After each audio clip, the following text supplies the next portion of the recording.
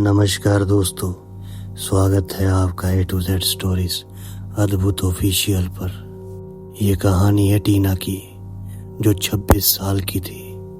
टीना शहर में एक दफ्तर में काम किया करती थी वो गांव से और शहर की अस्त व्यस्त जिंदगी से कुछ देर आराम पाने के लिए वो अपने गांव चिखानी जाया करती थी।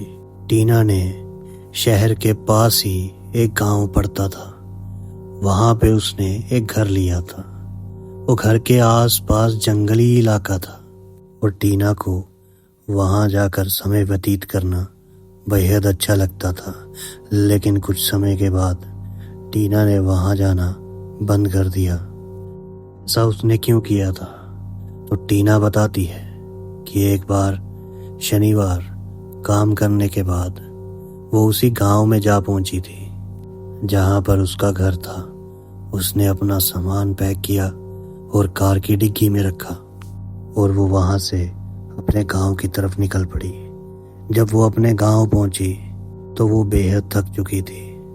रात का समय हो चुका था और इतना थकने के बाद वो घर जाके सीधा सो गई। लेकिन अचानक रात के 1:45 बजे उसकी कार का अलार्म बजने लगा, जिसने टीना की नींद को खराब किया।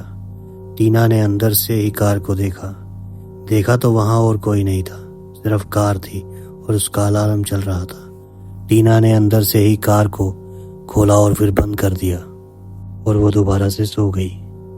लेकिन कुछ समय बाद कार का अलार्म दोबारा से बजा।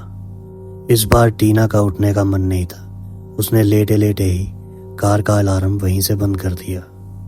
वो अलार्म उस वक्त तो शांत हो गया, लेकिन फिर से 5 मिनट बाद वो अलार्म दोबारा बजने लगा।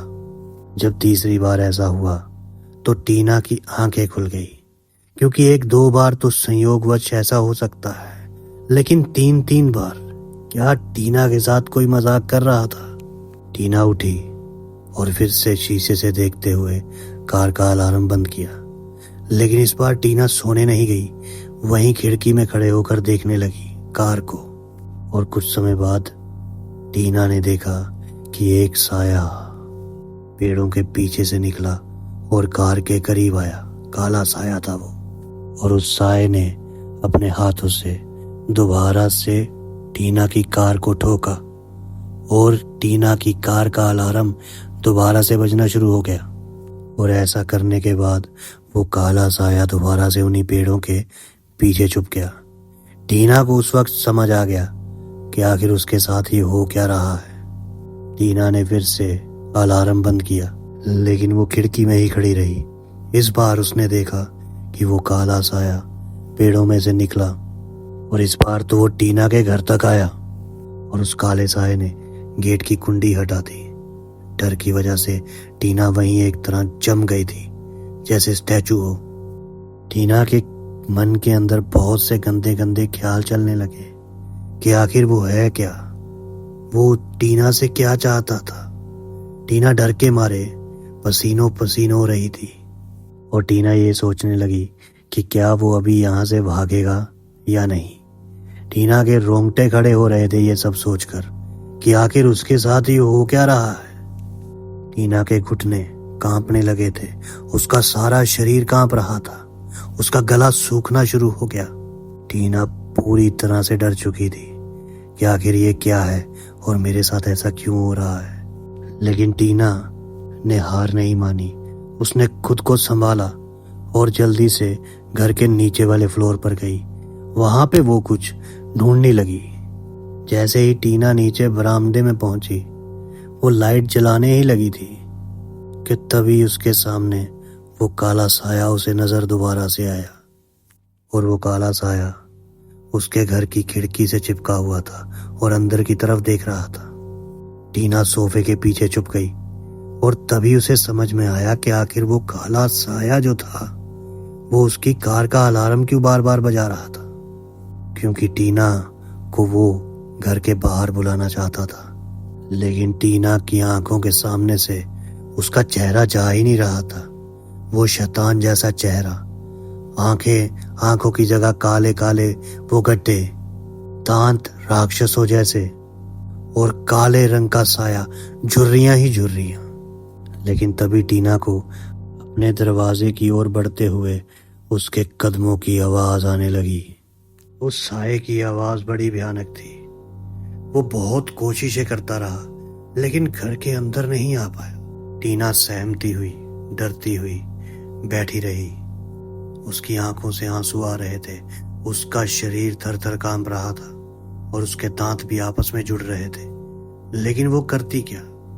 वो इंतजार कर रही थी तो सुबह होने का। और साया भी बहुत सी कोशिशों के बाद वहां से चला गया था, अंदर नहीं आ पाया।